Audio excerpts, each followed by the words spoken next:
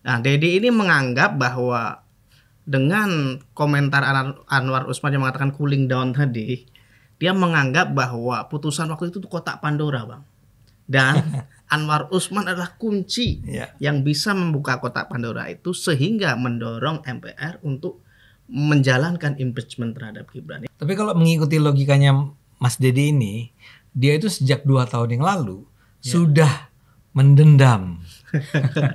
Gua bales deh. Ini ipar sendiri loh. Atau dulu nggak sanggup karena lawannya presiden kan. Tapi dalam bayangan Dedi artinya ini terjadi perpecahan dalam keluarga Pak Jokowi nih. Ipar nungguin kesempatan. Ini akan kita habisi nih Pak Jokowi ini.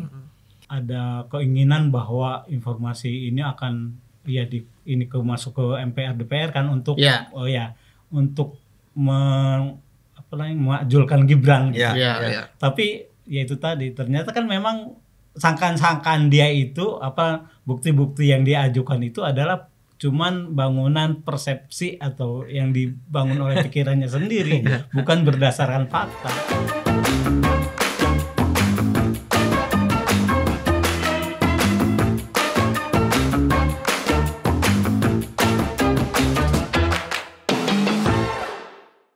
Penonton Joker TV, ketemu lagi dengan kami di acara Bocor Kasar. Bersama saya, Kajito Elkayani, ditemani oleh Bang Ade Armado. Siap. Di sebelah kiri saya ada the one and only Mas Warsa Tarsono. Siap.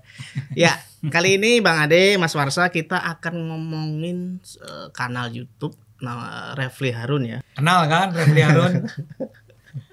Nah, di sana Refli mengundang seorang pengamat politik namanya Dedi Kurniasah Putra. Nah, siapa itu? Dia manusia. Ya dia mungkin nggak terlalu sering muncul. Iya nggak? Saya sih nggak tahu, nggak pernah dengar sih. Mungkin dia cukup terkenal di bidang tertentu. Dia kayaknya orang politik atau apa? Dia dosen di Universitas Telkom di Bandung. Oh, oke. Nggak tahu di Bandung di mana, pokoknya Universitas Telkom gitu ya. Kemudian dia juga aktif di sebuah organisasi penelitian namanya Indonesia Political Opinion. Oke. Saya nggak ngerti kenapa namanya itu, karena lebih mengedepankan opini. Itu artinya lembaga yang mempelajari opini publiknya Indonesia. Jadi bukan surveinya ya kan, dia mungkin nggak survei tahu, juga, nggak tahu. Tapi namanya memang agak aneh gitu ya. Unik, bukan aneh, unik namanya. Oke. Terlepas dari itu Bang, di kanalnya Refli Harun itu judulnya agak bombastis Bang. Ada beberapa yang mirip. Di awal judul tuh ada kata geger. Geger. Apa yang geger? Anwar Usman menyesal buka jalan Gibran Nyapres. Ini kata pengamat politik. Anwar Usman menyesal. Anwar Usman menyesal katanya. Karena memberi jalan bagi Gibran. Iya. Kata Refli Harun, pernyataan si Dedi ini kan dikutip oleh media namanya Pojok 1. Ini nggak tahu tir berapa Pojok 1. Tir 3. Janganlah. Enggak, maksud saya kan ada tir 1, tir 2. Saya ingin menjelaskan ini loh. Adalah sebuah tir 1 media itu namanya Tempo, Pojok 1. Kompas, tir 2 itu Tribun, Pojok 1 itu 2 apa 3 gitu. Nah, saya nggak mau komentar ya. Dan dalam saya lacak di media tersebut, memang bahkan di situ dia menyatakan, saya kutip secara verbatim ya. Dia menyatakan si Dedi ini menyatakan di sana Anwar Usman dipastikan menyesali putusan itu.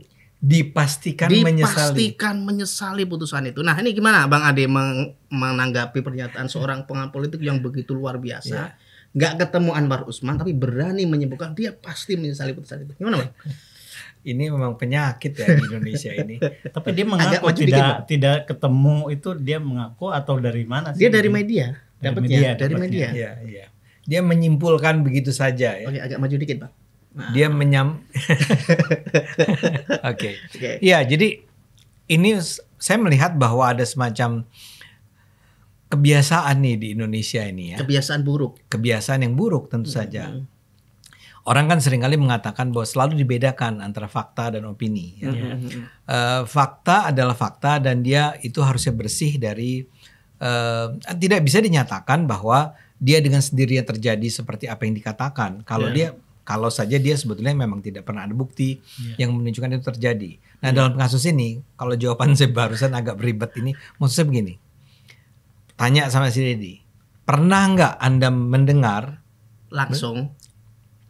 Bahkan nggak perlu langsung. Oh, nggak perlu langsung. Ya, misalnya dia mendengar ada sebuah berita yang mengatakan Anwar Usman tuh dengan wajah yang sedih gitu ya.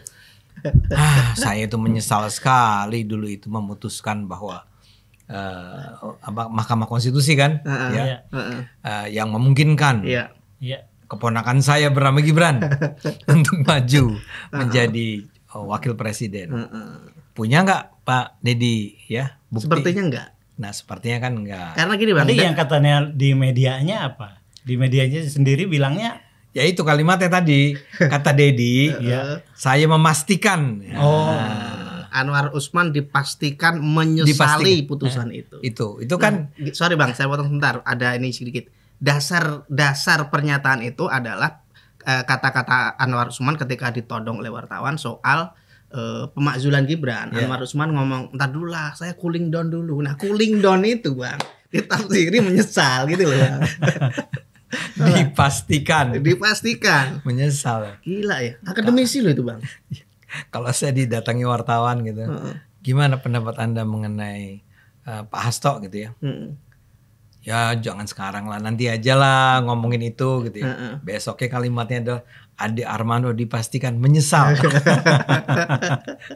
Ya, nah itu yang saya katakan. Ini punya kecenderungan nih sekarang nih. Nah ini Dedi ini seperti Anda katakan adalah sebenarnya seorang ilmuwan kan. Akademisi betul, akademisi. Dosen. Tapi kok bisa-bisanya dia tiba pada konklusi semacam itu.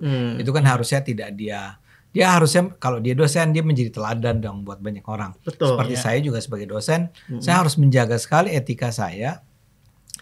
Karena saya menduga bahwa paling tidak ada mahasiswa-mahasiswa saya melihat saya dan melihat bahwa ini nih dosen gue nih, ini guru gue nih. Nah, guru gue ini perilakunya seperti apa. Nah, dalam ini agak mengejutkan bahwa sampai tiba pada judul dipastikan. Dia juga padahal mengajar komunikasi politik, Bang. Komunikasi politik. Iya, artinya dia pakar komunikasi seharusnya kan.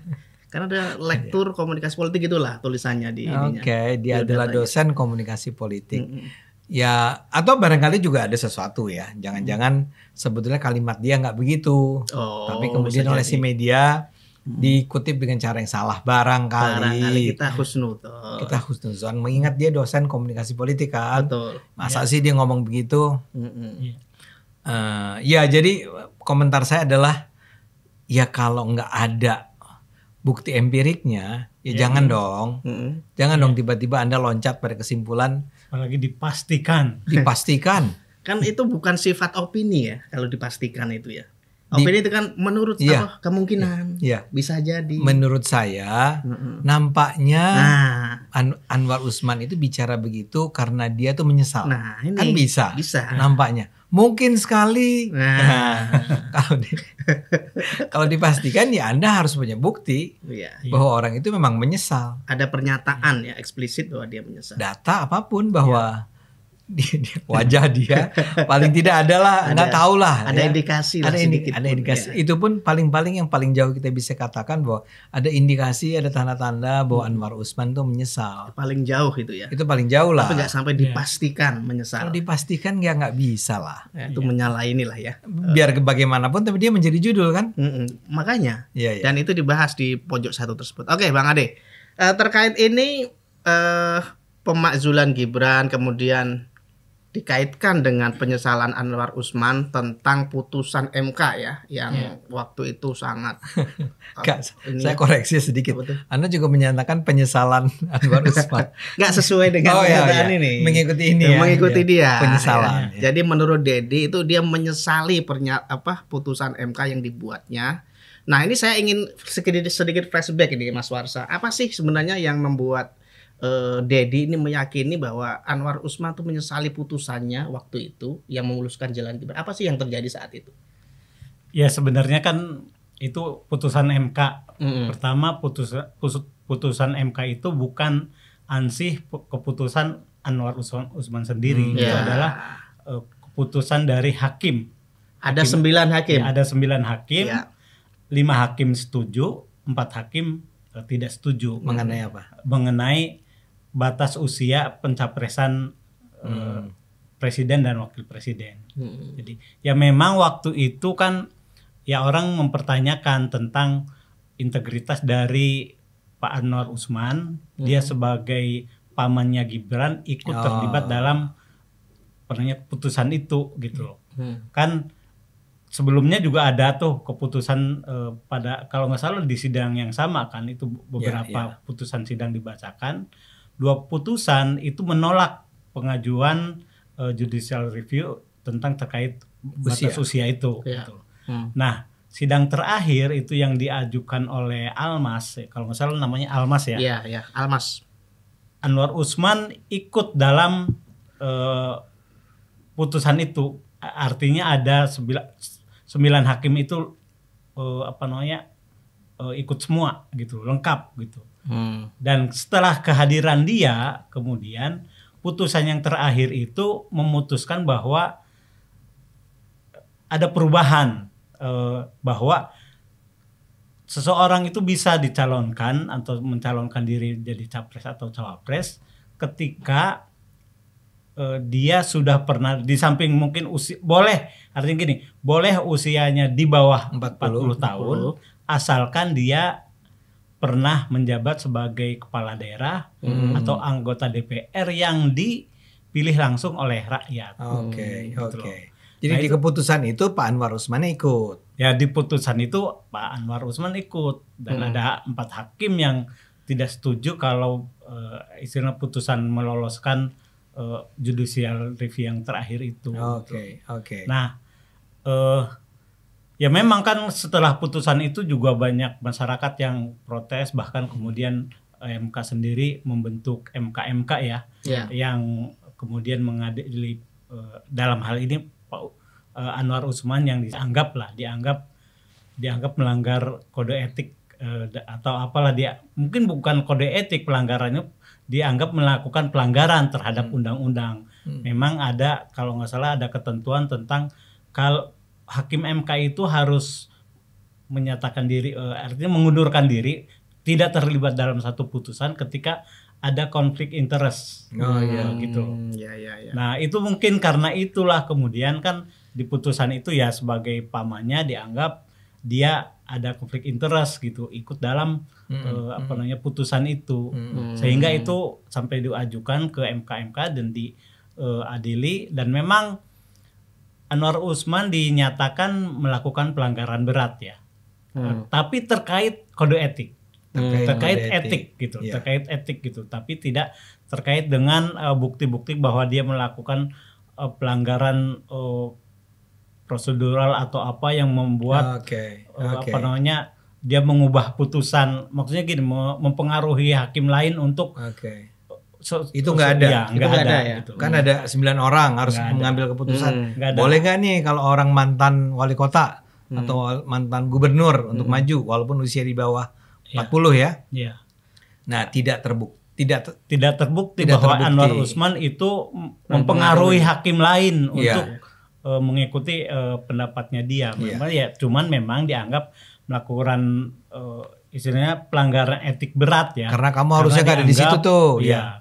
Karena dianggap ya itu pertama tuh prinsip keberpihakan ya. Dalam itu ada beberapa kan prinsip keberpihakan, independen. Karena itulah kemudian memang MK menghukum Anwar Usman. Dihukum dengan dia dicopot sebagai ketua MK. Tapi tetap jadi hakim. Tetapi nggak dipecat sebagai hakim, tapi sebagai ketua MK. Putusannya sendiri gimana? Nah, putusan kalau sanksinya dulu lagi ya. Sanksi keduanya itu ada, dia tidak boleh terlibat dalam sidang-sidang perkara tentang pemilu. Presiden, wakil presiden, artinya atau sampai nanti nih ya, sampai masa jabatannya berakhir ya. Iya. Gitu. Nah, tadi apa? Putusannya sendiri nggak dibatalkan? Nah, kan? Kalau putusannya sendiri tidak dibatalkan. MK MK menganggap bahwa tidak bisa gitu. Ya. Tidak bisa. Oh sorry, terkait dengan putusan hakim ini juga memang kan ada hakim yang berbeda pendapat juga dengan hakim MK ya yang mengatakan itu nggak bahwa bulat ya. Nggak bulat memang. Hakim MK-nya. Hakim MK-nya nggak bulat pendapatnya. Yang lain, yang ada satu orang kalau nggak salah yang menganggap bahwa Anwar Usman itu harus dipecat sebagai hakim di Mahkamah Konstitusi. Ya, di Mahkamah Konstitusi. Tapi hakim-hakim yang lain yang lebih banyak ya, saya pastinya berapa orang yang tidak setuju, tapi lebih banyak bahwa enggak gitu. Dia hanya diputuskan sebagai dicopot sebagai ketua hakim MK. Singkat cerita adalah dia dinyatakan salah, dia diberhentikan sebagai ketua, tidak boleh lagi terlibat dalam keputusan apapun yang menyangkut pemilu. Tapi keputusan yang menyebabkan Gibrannya itu bisa lolos untuk maju sebagai wapres itu enggak ditarik. Enggak ditarik. Dan enggak ada protes terhadap itu. Artinya dari masyarakat sipil sih banyak yang protes. Enggak, bukan dari 9 hakim itu. Yang kan Anda bilang tadi ada yang dissenting opinion kan, yang pendapatnya berbeda. Mereka terima dengan keputusan itu. Ya, artinya majelis hakim menganggap bahwa itu bukan bagian dari kerja mereka, bagian dari tugas mereka gitu. MK. Putusan MK gitu hanya terkait etiknya aja. Nah ini kembali ke si Dedi ini sekarang. Ya, gini Bang, tadi kan disebutkan oleh Mas Warsa bahwa itu yang dilanggar hanya etik, ya. Jadi keputusan MK waktu itu sah secara hukum. Nah, Dedi ini menganggap bahwa dengan komentar Anwar Usman yang mengatakan cooling down tadi, dia menganggap bahwa putusan waktu itu kotak Pandora, Bang. Dan Anwar Usman adalah kunci yang bisa membuka kotak Pandora itu sehingga mendorong MPR untuk menjalankan impeachment terhadap Gibran. Ini gimana logikanya, Bang? Bahwa kuncinya di sana. DPR bisa turun dan peluangnya sangat besar gitu. Gimana, Bang? Pertama, bahkan kalau menurut saya sebelum ke sana nih, alasan dia menyesal apa ya? Dia sebelum ke sana ya. Ya. Dia tidak dibantu oleh Jokowi ketika mendapat desakan publik. Nah, Jokowi diam-diam aja kok nggak bantu gitu lah. Menurut penafsiran Dedi tentu saja. Jadi Anwar Usman ini marah gitu ya. Baper lah ya. Baper. Kok ketika saya mendapat tekanan, artinya ketika saya dinyatakan tadi bersalah. Yang terjadi itu sekitar tahun 2023 kan, 2 tahun yang lalu kan. 2 tahun yang lalu. Dia ternyata baper.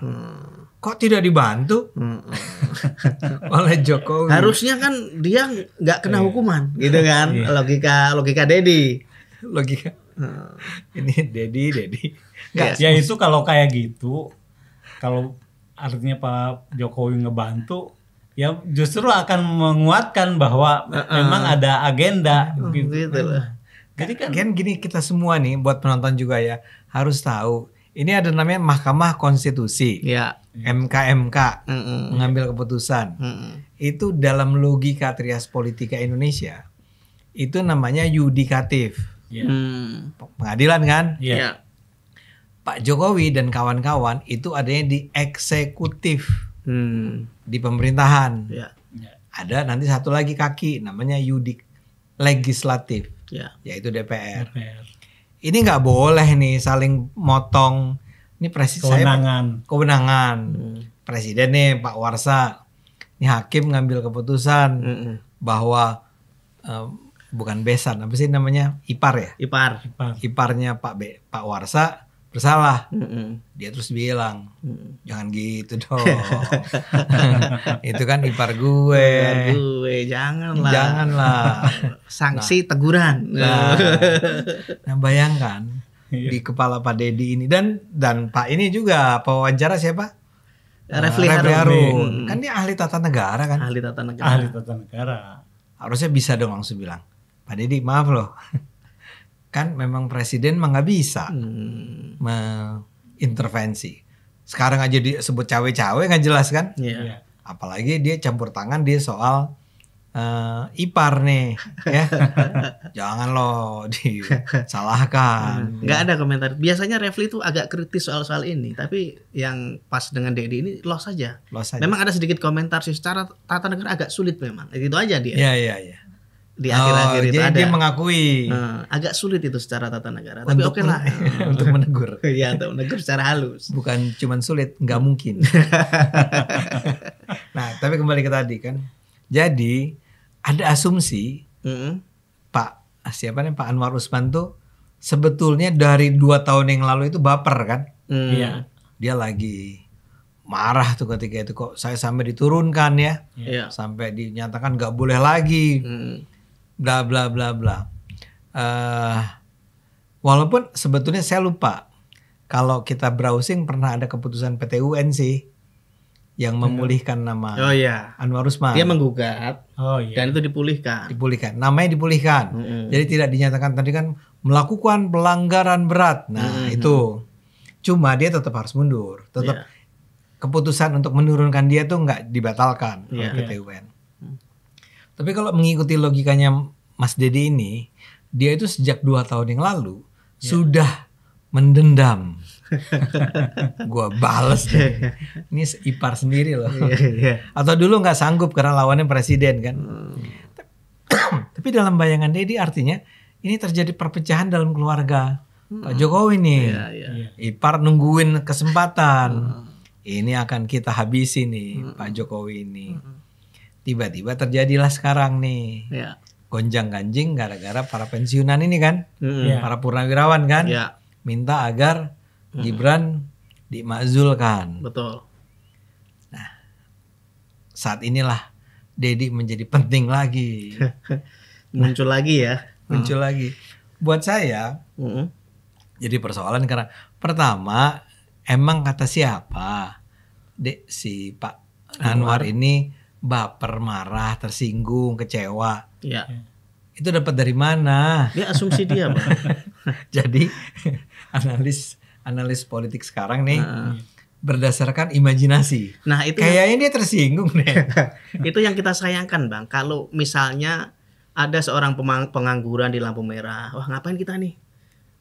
Nggak ada kerjaan misalnya. Udahlah kita jadi pengamat politik. Terus dia menganalisis asumsi nggak jelas, oke lah. Tapi dia akademisi, Bang. Maksud Anda bukan Pak Dedi ya? Bukan Pak Dedi. Pak Dedi. Nah, Pak Dedi ini akademisi kok segitunya dia membuat asumsi, membuat ini. Oke, katakanlah gini, perakiraan cuaca itu kan juga asumsi sebenarnya kan. Oh iya, enggak, tapi itu kan berdasarkan ada basis data. Ada basis data empirik. Iya, survei itu juga akhirnya opininya itu juga asumsi akhirnya kan. Dalam penelitian ada yang namanya hipotesis lalu. Nah, hipotesis itu kan dugaan. Itu dugaan sebenarnya. Iya. Tapi ada basis datanya. Lah ini nggak ada, Bang. Jadi kata-kata cooling down ini dijadikan sebuah hipotesis bahwa Anwar Usman itu menyesali. Dinyatakan dipastikan menyesali putusannya. Ini kan luar biasa ya. Tapi oke lah, Bang Ade. Sekarang saya ingin kembali ke tadi, kita lihat logika yang pelan-pelan ya. Jadi dia menyesal, menyesal nih selama 3 tahun nih memendam perasaan. Terus dia mau ngapain sekarang ini? Ya itu kan dia udah ditanya, saya cooling down. Dia ditunggu untuk membuka kotak Pandora tadi. Wih, apa itu? Ya putusan MK waktu itu. Dia akan dibeberkan ke publik apa yang terjadi. Meskipun bahasanya sebenarnya bukan itu ya. Tapi dia mengasumsikan Anwar Usman ini diharapkan akan membuka kotak Pandora tersebut. Apa yang terjadi sebenarnya di sana? Gitu, Bang. Logis gak sih? Ya, nggak logis. Nggak logis lah. Nggak logis lah. Iya. Saya akan bilang nggak logisnya begini ya. Kalau itu dia ungkapkan, ini seandainya benar. Seandainya benar dia itu dulu main-main tuh Anwar Usman ini. Terus sekarang dia ini menjadi semacam faktor kunci lah. Iya. Ya kan? Dialah saksi kunci kalau di pengadilan kan. Nggak di istilah dia juga saksi kunci. Oh, saksi kunci kata si Dedi. Oh gitu. Iya. Ya. Ya karena dia mungkin paham juga tentang hukum ya. Mungkin. Ada saksi kunci. Untuk mengatakan bahwa iya, waktu itu saya memang saya main-main. Sebetulnya sih memang gak pantas itu Gibran. Terus orang akan bilang, Gila nih orang. Yang buruk namanya siapa? Iya. Kalau itu diungkapkan. Iya. Ini kalau benar ya. Benar. Walaupun saya sih Dan itu yakin nggak ada pijakannya. nggak ada pijakannya. Jadi dia adalah saksi kunci. Mm-mm. Tapi saksi kunci. Pertama soal saksi kunci, menurut saya ya, Iya. logis nggak bahwa cuma dia saksi kunci? Ya. Menurut Anda logis nggak? Ya enggak lah. Ya enggak lah. Karena kan Ada ada sembilan 9 hakim. ada 9 hakim. Mm-mm. Kalau saya jadi wartawan misalnya, Hmm. yang saya tanya bukan Anwar Usman dong. Siapa bang? Misalnya ada hakim lain tuh, Saldi Saldi Isra. Isra. Pak Saldi, bener nggak sih waktu itu Pak Anwar Usman itu yang menentukan? Mm-mm. Ingat loh, ini sudah ada 4 orang, ada 4 orang. Mm-mm. Iya. Nah dia datang. Mm-mm. Nah si 4 orang ini jadi kalah. Mm-mm. Nah dia tahu nggak nih Saldi Isra tentang kenapa mereka sampai kalah? Saldi Isra tuh yang disenting, yang Iya. menolak ya. Tahu nggak kenapa kalian akhirnya kalahkan? Mm. Kan artinya saksi kuncinya nggak cuman dialah kotak Pandora. Kalau pakai istilah Anda kan kotak Ya, Pandoranya iya, dia. iya. Mm. Iya. Enggak dong, 99 orang itu Mm-mm. semua bisa menjelaskan kenapa waktu itu akhirnya kita memutuskan bahwa diterima tuh judicial review itu. Mm. Iya kan? Iya harusnya Iya. gitu bang. Nah, jadi kenapa dia bilang cuma 1 orang nih saksi Ya. kunci ini? Karena dia sepertinya suka dengan drama keluarga gitu. Ada konflik internal dan seterusnya. Gimana? Ya itu menurut anggapan saya aja ya. Kenapa hanya si Anwar Usman? Karena Anwar Usman punya hubungan kekeluargaan. Jadi kalau ini sampai pecah, betapa ini rusaknya keluarga Jokowi kan seperti itu Iya, seolah-olah yang tidak dibangun di publik gitu loh. Bang. Iya. Oke, Bang Ade, ini terakhir ya. Ada yang mau disampaikan Bang Ade? Karena sudah di Lukman sudah angkat-angkat. Oh, masih panjang ini. Masih banyak ke bawah Bang, tapi Tim memang produksi. Enggak, tapi terus kalau menurut saya ya, saya mendengar bagian akhirnya tuh begini kira-kira. Dia kan dari tadi berbicara asumsi nih. ya Nah, ada satu lagi asumsi. apa? Ini bisa menjadi sesuatu yang betul-betul mengubah politik Indonesia karena begini. Karena sebenarnya nih sekarang Mm. kan Anda bilang drama keluarga. Iya. Ada drama lain yang dia gambarkan. Oh. Drama hubungan Prabowo dan Jokowi. Nah, itu ya poin terakhir itu. Itu iya. bagian terakhir memang. Terakhir kan? Heeh. Ya. Jadi di dalam bayangannya siapa namanya? Dedi. Jadi, Dan mungkin juga Refli ya. mm-mm. Iya. Sebetulnya sekarang ini hubungan mereka berdua nih, dua pemimpin besar kita, Pak Prabowo dan Pak Jokowi sedang buruk, ya. Ya. Nah, Pak Jokowi sedang berusaha nih, ya. Kan tadi dikatakan, misalnya dia akan menjaga terus, jangan sampai, pokoknya menjamin agar Gibran tuh bisa menjadi either menjadi wapres 2029 atau bahkan jadi pres kan. Ya. Iya. Nah, untuk itu dia terus sebetulnya menjadi beban buat Pak Prabowo. Dan Pak Prabowo mulai melihat bahwa sekarang sudah mulai berkembang nih Mm-mm. gerakan-gerakan untuk mendobrak kepentingan Pak Jokowi di kabinet. Mm. Jadi misalnya ditunjukkan oleh munculnya suara-suara dari para purnawirawan untuk menggeser Ya. siapa namanya? Gibran. Gibran. Ya. Nah, jangan salah mereka bilang. Kayak kata si Pak Dedi ini, Pak Dedi, Kang betul. Dedi ini Kang dan Dedi. bukan Kang, Kanda ya. Ya nggak tahu lah sebutannya dari mana saya nggak tahu. Kanda Dedi ini bilang Prabowo mulai melihat, wah ini ada peluang ini. Tentara-tentara ini rupanya sudah mulai berusaha membangun perlawanan. Iya. Nah, buat Prabowo ini jadi penting karena dia sebetulnya kasarnya begini, dia itu tidak terlalu nyaman dengan kehadiran Gibran. Lagi-lagi entah gimana dia menjelaskannya dengan kehadiran Jokowi. Ini berusaha dia singkirkan. Jadi Prabowo membangun kekuatan.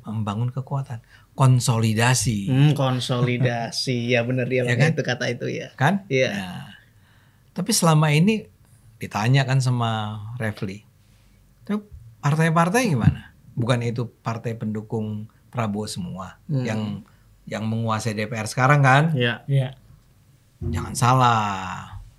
Partai-partai itu walaupun memilih Pak Prabowo, pada dasarnya masih dekat dengan Pak Jokowi. Jadi ini nggak bisa disingkirkan nih. Makanya sekarang dia lagi mencari-cari. Ini pakai bahasa saya ya. Iya. Mencari-cari pihak-pihak yang bisa bersama sama dia untuk melawan Pak Jokowi. Iya. Salah satunya PDIP. Nah, jadi pelan-pelan nih. Ini ada. Jadi kalau orang bicara tentang matahari kembar, nah ini matahari kembar yang sedang bersaing sampai tahun 2029. Jadi kalau ini bisa disingkirkan sekarang, gitu ya, pengaruhnya Pak Jokowi, pengaruhnya Gibran, dia akan melenggang nih sampai nanti ke 2029. Nah, pertanyaan kita kan adalah, Anda ngomong begitu berdasarkan bukti apa ya? Nggak ada. Itu kan imajinasi. Imajinasi kan bebas, Pak. Namanya gak Indonesia Political Opinion. Bebas sudah beropini. Jadi nggak enak. Nggak, tapi menurut saya ini adalah memang karakter khas, ciri khas dari kelompok-kelompok anti Jokowi. Yang suka ngarang narasi seenak-enaknya aja. Ya bahwa Gibran itu melanggar konstitusi, anak haram konstitusi. Ya, kan paling jauh yang kita dengar adalah hasil keputusan MK itu kan. Itu udah mentok dan jelas MK bilang nggak ada soal ya. Tetap jalan. Tetap jalan. Ya udah dong. Masa masih berhenti anak haram? Enggak haram, ini sah. Oke, Bang Ade. Mas Warsa, sekaligus closing ya. Ini kan terkait tadi Purnawirawan disebutkan bahwa ada chemistry antar tentara. Jadi kata Dedi itu nggak butuh banyak orang, satu aja itu sudah sangat berarti bagi Prabowo. Pasti akan mendengarkan itu. Faktanya yang mengomentari atau yang memberikan penjelasan pada wartawan itu adalah Wiranto, yang juga Purnawirawan gitu loh. Itu sudah mengindikasikan Prabowo itu berpihak pada Purnawirawan. Sebenarnya sudah ada ini dengan Gibran, cuman nggak secara langsung. Nah ini gimana menanggapi logika Pak Dedi ini yang menganggap bahwa tuntutan Purnawirawan itu adalah bahasa hatinya Prabowo. Ini gimana, Mas Warsa? Ya, sebelum ke sana saya ingin gini dulu, ingin bilang bahwa tadi kan dia ada apa namanya, ada keinginan bahwa informasi ini akan masuk ke MPR DPR kan untuk untuk mengajulkan Gibran gitu. Tapi ya itu tadi ternyata kan memang sangkaan dia itu bukti-bukti yang dia ajukan itu adalah cuman bangunan persepsi atau yang dibangun oleh pikirannya sendiri, bukan berdasarkan fakta.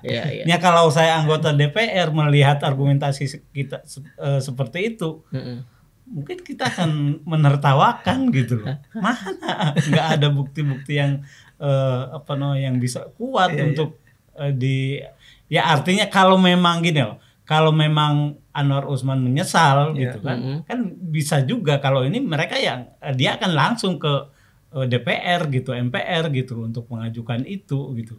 Tapi buktinya kan nggak ada gitu loh. Bukti bahwa Anwar Usman menyesal tuh nggak ada. Nah terkait dengan itu tadi chemistry Purnawirawan, ya itu juga hayalan dia aja gitu loh. Nggak ada sesuatu yang mengindikasikan bahwa artinya memang Pak Wiranto kan tidak konfrontatif untuk mengatakan bahwa usulan itu tuh menyalahi konstitusi dan lain sebagainya. Cuman mungkin karena mereka sesama tentara menyampaikannya dengan argumentasi yang artinya menghormati begitu. Dalam upaya itu gitu. Selanjutnya kan nggak ada juga upaya-upaya kalau memang Pak Wiranto punya gerakan yang sama dengan para Purnawirawan itu, dia sebagai orang yang memang saat ini punya koneksi dekat dengan Pak Prabowo pasti akan melakukan upaya-upaya yang lebih dari sekedar itu gitu. Nah, jadi nggak ada sesuatu yang. Tapi saya rasa benar tuh yang disebut Anda saat tadi. Ini kan sebetulnya Prabowo itu mau menghargai. Ingat loh, Pak Prabowo tuh nggak mau ketemu sama para Purnawirawan itu. Para Purnawirawan itu sebetulnya bukan cuma mengajukan apa sih kayak petisi itu, Iya. tapi juga kepengen ketemu. Pak Prabowo nggak mau ketemu, tiba-tiba muncullah Pak Wiranto. Ya jangan dibilang kan, yang diutus Pak Wiranto. Bukan jubir. Bukan jubir. Pak Wiranto, TNI. tentara TNI, frekuensi. Ya udahlah. Jadi logikanya itu memang loncat-loncat Bang ya. Makanya ketika Pak Prabowo hadir di pertemuan apa nama istilahnya itu Purnawiran TNI AD itu kan. Oh yang terakhir. Yang terakhir. Yang Gibran diadakan. nggak diundang. Oh iya. Itu bukti bahwa Gibran itu memang mau disingkirkan. Ini konsolidasinya Prabowo dengan TNI. Ini luar biasa ya. Imajinasinya tuh luar biasa. Oke, Bang Ade, Mas Warsa ini Karena padahal Gibran nggak diundang kenapa? Ya karena bukan anak tentara kan. Ini kan acaranya tentara. Acaranya tentara, ngapain ngundang Gibran yang bapaknya tukang mebel gitu loh, kan gak ada hubungannya. Gitu. Ada lagi Bang Ade yang mau disampaikan? Makasih. Oke, Mas Warsa, ada yang mau disampaikan? Oke. Demikian penonton Cokro TV, apa yang bisa kami diskusikan di sini. Kita jumpa lagi di acara program Bocor Kasar selanjutnya. Sampai jumpa. Siap. Makasih.